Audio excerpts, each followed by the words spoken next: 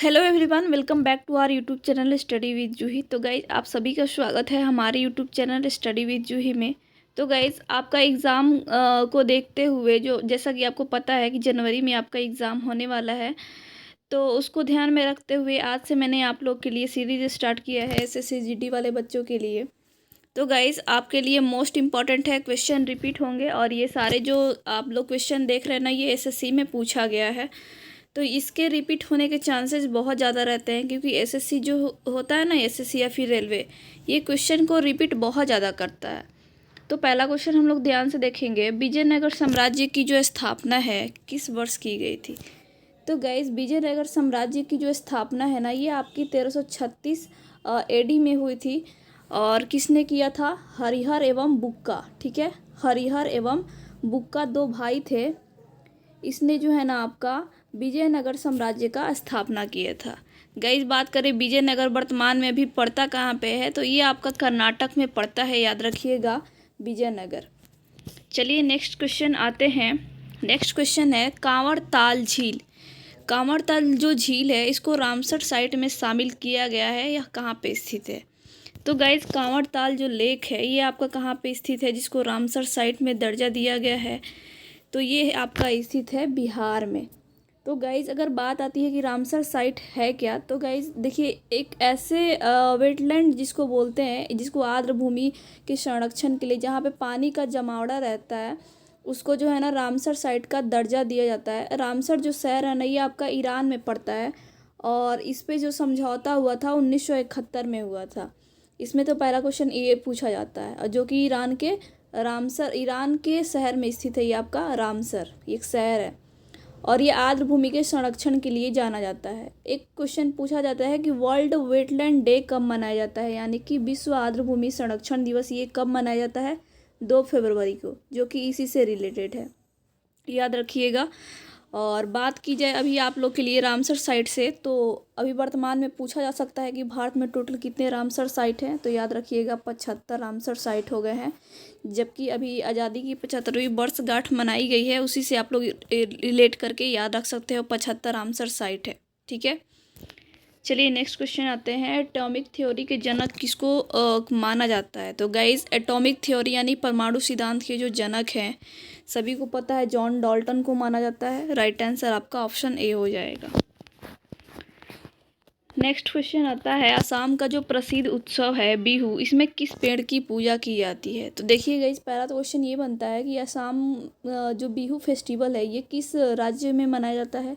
असम में, जो कि फसलों की कटाई के उपलक्ष्य में मनाया जाता है। इस टाइप से भी क्वेश्चन पूछा जाता है, जैसे कि हमारे यहाँ मकर संक्रांति मनाया जाता है, उसी टाइप से जो है ना आपका आसाम में फसल कटाई के उपलक्ष्य में बिहू मनाया जाता है। दिल्ली वगैरह में, पंजाब चंडीगढ़ में लोहड़ी मनाया जाता है फसल कटाई के उपलक्ष्य में। तो बिहू जो फेस्टिवल होता है ना, उसमें किस पेड़ की पूजा की जाती है? तो उसमें जो है ना आपका तुलसी का पूजा किया जाता है बिहू फेस्टिवल में। राइट आंसर आपका ए हो जाएगा। नेक्स्ट क्वेश्चन है कि भारत के पहले लोकपाल कौन थे? तो गाइज, भारत के पहले जो लोकपाल थे ना, ये कौन थे? पिनाकी चंद्र घोष। ठीक है, और भारत में पहला लोकपाल कब आया था? 2013 में। ठीक है, याद रखिएगा, भारत में पहला लोकपाल कब आया था? 2013 में। और भारत के पहले लोकपाल कौन थे? पिनाकी चंद्र घोष। ठीक है, ऑप्शन सेकंड सही हो जाएगा। नेक्स्ट है आपका, सबरीमाला मंदिर कहाँ है? तो गाइज, काफ़ी फेमस में ये मंदिर रहा था, जो कि इसमें स्त्रियों को जो है ना शाम के बाद अलाउ नहीं है मंदिर में प्रवेश करना। तो ये आपका कहाँ पे पड़ता है? केरल में पड़ता है। ठीक है, याद रखिएगा, केरल में है आपका सबरीमाला मंदिर। नेक्स्ट है आपका, दाब का एसआई यूनिट क्या है? तो गाइज, दाब का एसआई यूनिट क्या होता है आपका? पास्कल। ठीक है, याद रखिएगा, ऑप्शन ए। नेक्स्ट क्वेश्चन पे आते हैं, तेलंगाना राज्य की स्थापना कब हुई? तो गाइज, तेलंगाना राज्य की स्थापना कब हुई थी? 2 जून 2014 को। आंध्र प्रदेश जो है तेलंगाना से अलग हो गया। अब तेलंगाना की जो राजधानी है आपकी हैदराबाद है, और आंध्र प्रदेश की अगर आपकी राजधानी पूछी जाए तो अमरावती हो जाएगा। ठीक है, याद रखिएगा। और देश की हमारी जो 25वीं जिसको बोल सकते हैं 25वीं उच्च न्यायालय कौन बना है? अमरावती। ठीक है, याद रखिएगा। हमारे भी देश में टोटल 25 उच्च न्यायालय हैं, ये आपका उस टाइम पे पूछा गया था। 2020 में रविंद्र नाथ साहित्य पुरस्कार से किसको सम्मानित किया गया, तो उस टाइम का है ये। तो मेरे ख्याल से आप लोग पढ़ लीजिए, कोई बात नहीं। राजकमल झा को जो है ना आपका 2020 में रविंद्रनाथ टैगोर साहित्य पुरस्कार से सम्मानित किया गया था। चलिए, आंध्र प्रदेश का हाई कोर्ट बताना है कि हाई कोर्ट के नए न्यायाधीश कौन है, तो ये हैं आपके अनूप कुमार गोस्वामी। ठीक है, ऑप्शन ए हो जाएगा। नेक्स्ट है आपका किबुल लामजाओ नेशनल जो पार्क है ये आपका कहाँ पे स्थित है, तो गाइस किबुल लामजाओ जो नेशनल पार्क है ये पर कहाँ पे स्थित है, मणिपुर में। ठीक है, राइट आंसर क्या हो जाएगा, किबुल लामजाओ नेशनल पार्क कहाँ पे है आपका, मणिपुर में। एक और क्वेश्चन पूछा जाता है, काजीरंगा और मानस राष्ट्रीय उद्यान ये किस राज्य में है, तो आपका काजीरंगा और मानस ये जो है ना आपका आसाम में पड़ता है, जो कि काफ़ी फेमस है, कई बार एग्जाम में पूछा गया है। और किबुल लामजाओ जो है पहला तैरता हुआ नेशनल पार्क भी है, इसलिए आप लोग याद रखिएगा। क्वेश्चन आपसे पूछे जाए कि भारत का पहला तैरता हुआ पार्क कौन सा है, किबुल लामजाओ, जो कि आपका मणिपुर में है। नेक्स्ट है आपका रक्त परिसंचरण की खोज किसके द्वारा की गई थी, तो गाइज रक्त परिसंचरण की खोज जो है आपका विलियम हार्वे के द्वारा की गई थी। ठीक है, राइट आंसर आपका क्या हो जाएगा, विलियम हार्वे। नेक्स्ट है आपका युद्ध में पहली बार हाथियों का प्रयोग जो है किस साम्राज्य द्वारा किया गया था, तो गाइस युद्ध में पहली बार हाथियों का जो प्रयोग है ना ये आपका किस साम्राज्य द्वारा किया गया था, ये मगध साम्राज्य द्वारा किया गया था। राजा की मैं बात करूं तो राजा पोरस ने जो है ना आपका हाइडेस्पेस के युद्ध में सिकंदर के साथ जो युद्ध लड़ा था राजा पोरस ने, उसमें पहली बार हाथियों का प्रयोग किया गया था। अगर आपसे क्वेश्चन पूछा जाए कि युद्ध में सबसे ज़्यादा बार हाथियों का प्रयोग किसके द्वारा किया गया था सबसे ज़्यादा बार, तो चंद्रगुप्त मौर्य के द्वारा किया गया था।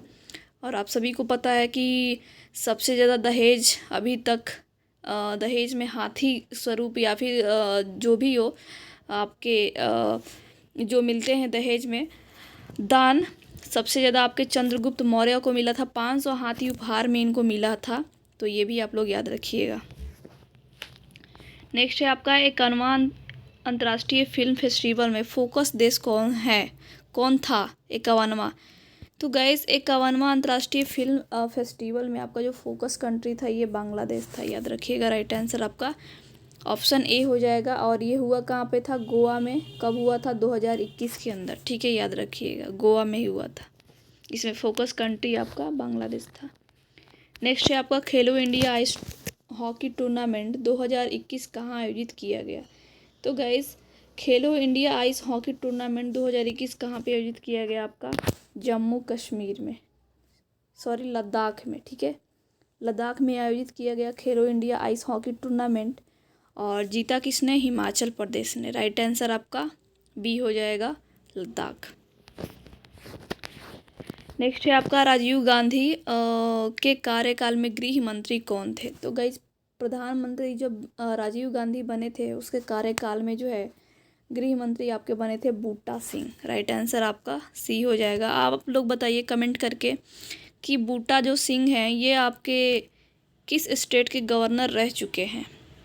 चलिए नेक्स्ट क्वेश्चन पे आते हैं। एथलेटिक्स फेडरेशन ऑफ इंडिया के अध्यक्ष कौन है, तो ये कौन है आपके, दुष्यंत चौटाला। ठीक है, नेक्स्ट है आपके गुलाम वंश के संस्थापक कौन थे, तो सभी को पता है कुतुबुद्दीन ऐबक। कब किए थे, 1206 में। गुलाम वंश कब से कब तक चला था, 1206 से 1290 तक, याद रखिएगा। नेशनल स्कूल ऑफ ड्रामा के अध्यक्ष कौन है, तो guys national school of drama के अध्यक्ष कौन है आपके, परेश रावल, जो कि काफ़ी बढ़िया एक्टर हैं। नेक्स्ट है आपके कौन सा एकमात्र अधातु है जो कमरे के तापमान पे द्रव अवस्था में रहता है, तो कौन सा है आपका, ब्रोमीन। याद रखिएगा, ब्रोमीन जो है ना एक अधातु है और यह कमरे के तापमान पर द्रव अवस्था में रहता है। ये सभी जो देख रहे हैं ना, ब्रोमीन, आयोडीन, ये सभी आपके हैलोजन तत्वों में आ जाते हैं।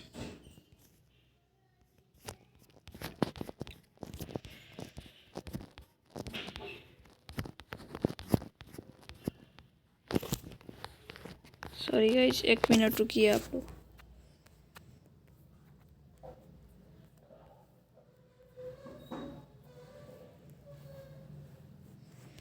चलिए अब आते हैं समाजवादी पंथ निरपेक्ष और अखंडता भारत के संविधान में किस संविधान संशोधन द्वारा जोड़े गए हैं?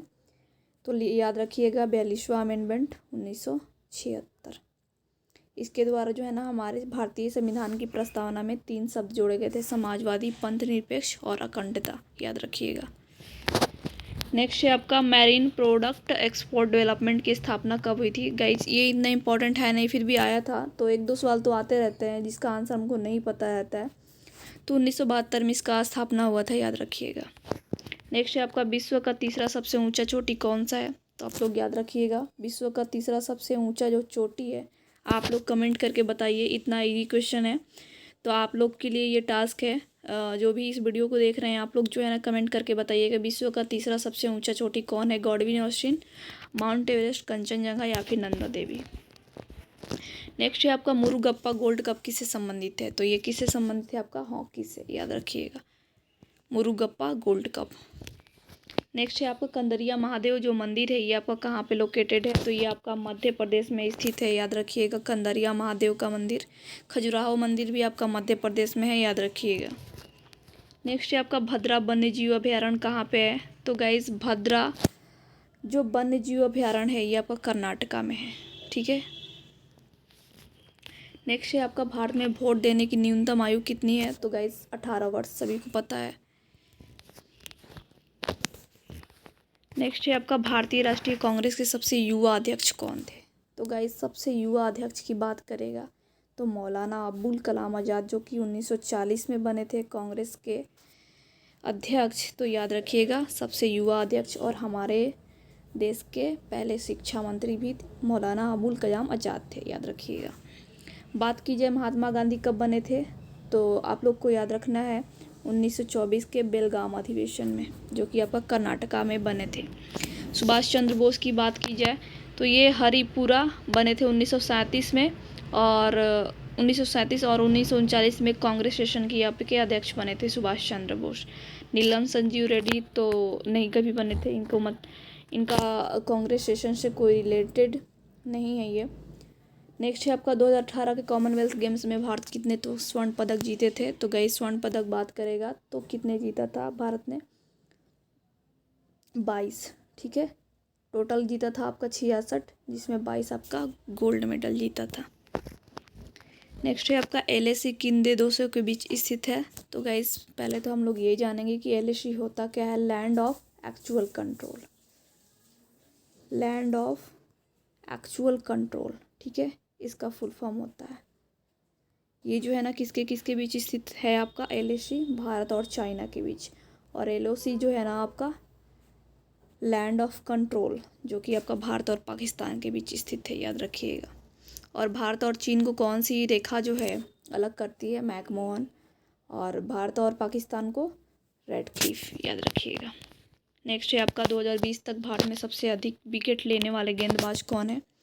तो गाइज 2020 तक ही नहीं, अभी तक जो है ना सबसे अधिक विकेट लेने वाले गेंदबाज अनिल कुंबले जी ही हैं। राइट आंसर आपका ए हो जाएगा।